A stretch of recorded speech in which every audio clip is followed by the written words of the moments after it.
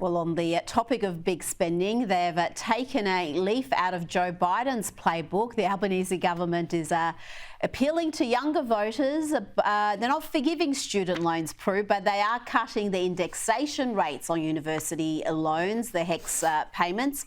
So that's going to deliver a $1,200 saving for the average person who has a HECS debt. Prue, that's another $3 billion in the budget. It's not a small amount.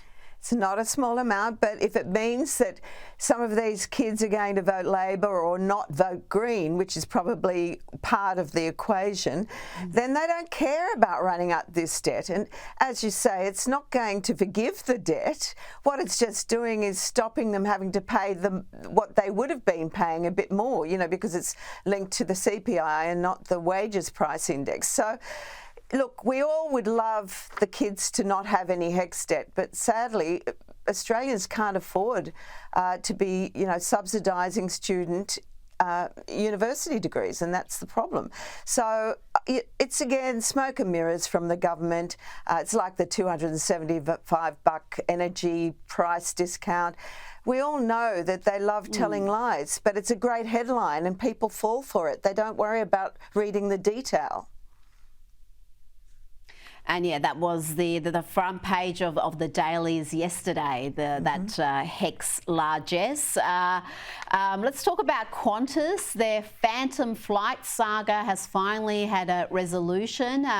Initially, they claimed it wasn't their fault, but they've now taken responsibility for the blunder and agreed to a $120 million settlement with the ACCC, with the airline to launch a $20 million compensation program for customers. So, Prue, that means around 86,000 Qantas passengers will receive payments ranging from $225 to $450.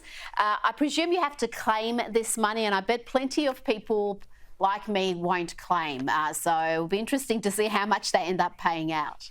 Exactly, and it's good that they have been fined the $100 million. Hudson, the new CEO, is trying to clean up the mess, but what arrogance of this company to think that they could get away with this, these ghost flights that were being sold for weeks after they knew that they'd been cancelled. It's just unforgivable. And the damage to Qantas's brand, just when people are saying, oh, well, they're turning it around, but you'd have to think twice about forgiving this brand because they have contempt for the customers. This is no way to treat your customers. And the arrogance is quite astounding. So, Qantas can make all the ads they want about, seeing kids, spirit of Australia. The spirit of Qantas is really questionable. And, that's something that it's going to take years for them to overcome and rebuild. Well, I flew them yesterday, and of course, as soon as you land, you get those unwelcome political messages around acknowledgement of country. They have not learnt their lessons there. We know they were very much part of the Yes campaign for the race-based referendum, and despite the fact that 61% of us voted no, they're persisting with this activism and shoving it down their passengers' throats, but you have very little choice in this country when it comes to airlines. Now, let's go to this story. I can't wait to hear your take on this. A report from the Adelaide Advertiser about a South Australian police officer who identifies as a cat. Thankfully, only when he's out of police uniform.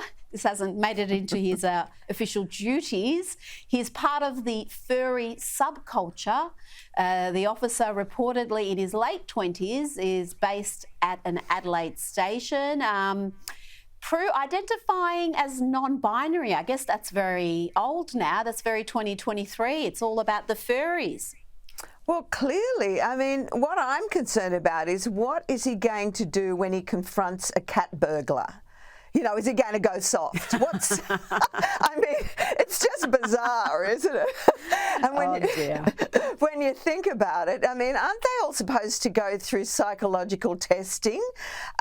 This guy slipped through the kitty litter or something. I don't know, but boy, oh boy, we are going mad in this country, and wow, do you have faith in calling the cops anymore? If you're a dog lover, for God's sake. He might be very heavy-handed with a dog off the leash crime. I mean, he'll just be throwing the book out those ones. Now, Prue, let's talk about some of the supposed political experts, the pundits, analysts who always tell the Liberals that they're leaning too far to the right, they've got to go further left. Over and over they get egg on their face, but they keep delivering this message, and sadly a lot of Liberals listen to them. That's why so many of them are in trouble right now. This post from the chief political correspondent of The Guardian is doing the rounds on X again, causing much mirth. This is Paul Karp. He posted this. He said, Nikki Sava says the killing season for Peter Dutton's leadership will be the end of 2023 after the Voice referendum. Yep. Pop it in the diary. Well, yeah, we did, and here we are.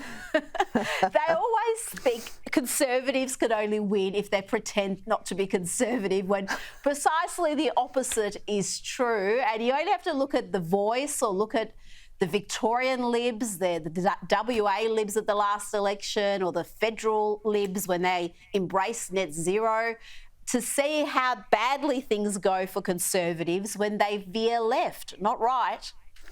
Well, exactly. You know, what Dutton needs to do to win this leadership and to win the election, just do the opposite. To whatever Labor says and Greens say, do the opposite. And be a true Conservative Party representative, and you'll kill it. Prue MacSween, thank you so much.